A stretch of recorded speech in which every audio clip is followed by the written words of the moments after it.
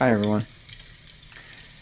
If you recall in my previous interview with sleep specialist Soda Kuchkowski, I mentioned how the news outlets and even the CDC fail to stress the importance of staying healthy as part of the regimen to avoiding COVID-19. I'm convinced that all of us will eventually be exposed to the virus just based on what I see in the news. So, along with the standard preventative actions like keeping distance, wearing a mask, and sanitizing hands, I make sure I follow a healthy routine of sleep, exercise, and diet. The healthy routine is my insurance policy for if I catch the virus because there's a much greater chance I will survive with fewer complications.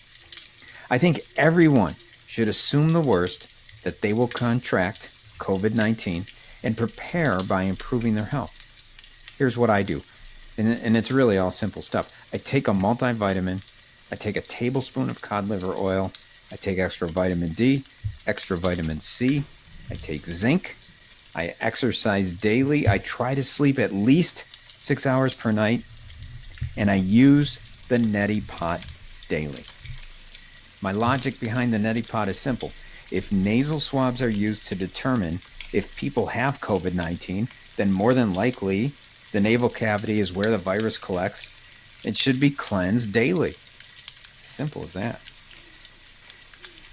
Now, my approach to my proactive health regimen is no different than the advice I give to business owners. Consider the worst case scenario and do what's in your control to prepare for it.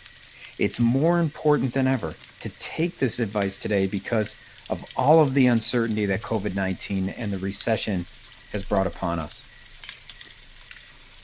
Just to give you an idea, I have a client who has a storefront for a call center at the Galleria. During the quarantine, they were forced to have the call center work from home. It worked so well, they decided not to renew their $2,000 per month lease. Walden Galleria called them up and offered to drop it to $1,000 just to keep them in there.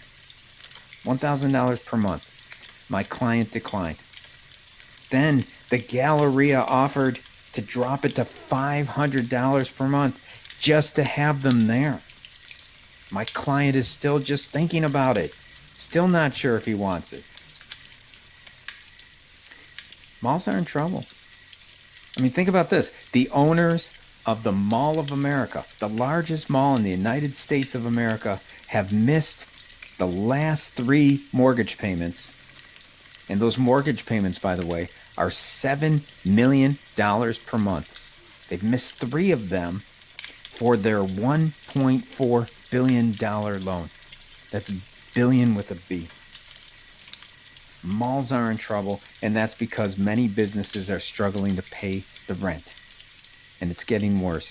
Starbucks is asking landlords for 1 year's worth of rent forgiveness on its 9,000 company-owned stores.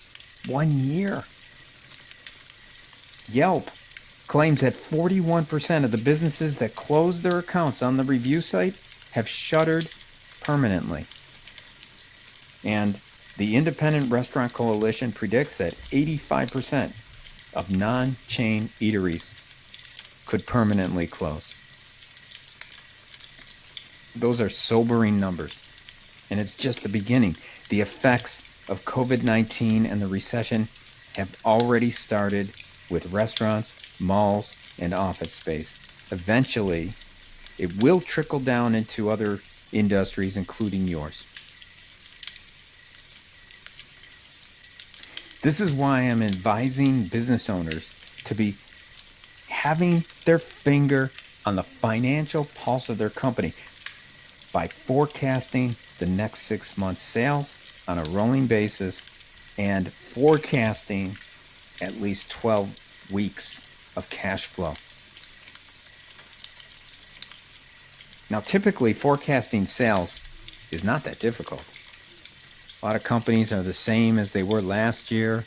They see the same cyclical type of a pattern year over year. It's relatively easy to predict sales. Not this year. With all of the uncertainty with COVID-19, I have yet to talk to a business owner who can confidently predict the next 3 months' sales. In fact, many struggle with predicting the next 30 days. Never in my 30 years have I seen anything like this. But this is why it's more important than ever to forecast. You gotta have your finger on the pulse. When a business owner tells me they can't predict next month's sales, I walk them through it. So I basically start with this. I just ask them, what are the jobs that you're performing today? That's future sales. And if they have any future work that hasn't been started yet, that's also known as backlog. What's their backlog? Because that's also future sales. Now, in today's economy, with everything going on with COVID-19 and the recession, the next step is the step that every business should take. You need to contact all, if possible, or at least most of your customers and even some vendors. You want to ask them how their business is doing. Your customers are a leading indicator for your business. If your customers are in industries that are doing well in a pandemic, such as liquor stores, gaming companies, or cleaning services, then you know more business is coming. If they are in industries like restaurants and airlines and hotel services, you know sales will be dropping dramatically. But even if they're in industries that are doing well or industries that are doing poorly, the more you talk directly to your customers, the more clarity you get. The more you can find out what is occurring upstream, the more accurate your sales forecast will be. With a prediction of monthly sales, you will have now the ability to forecast your P&L, your profit and loss statement. And then when you have that, it's a lot easier to start predicting your cash flow. And then you can make decisions sooner. Another reason why it's important to talk to your customers is because businesses, including many of my clients, are having a harder time than ever finding new customers. Why is that?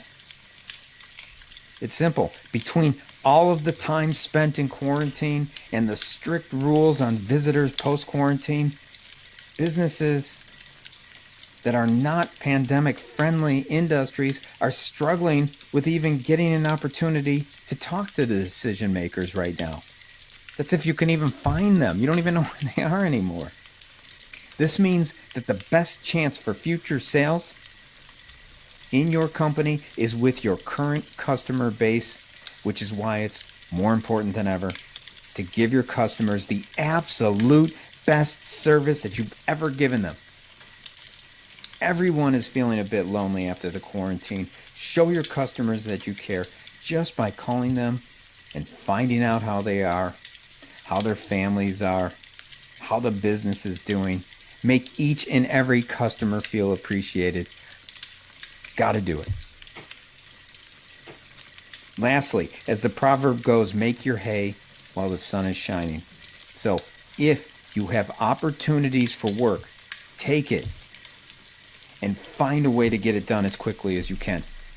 You have to assume that there will be another COVID-19 spike and the possibility of another quarantine. So don't haste. You got to take advantage of the business that you have right now. Get it done now.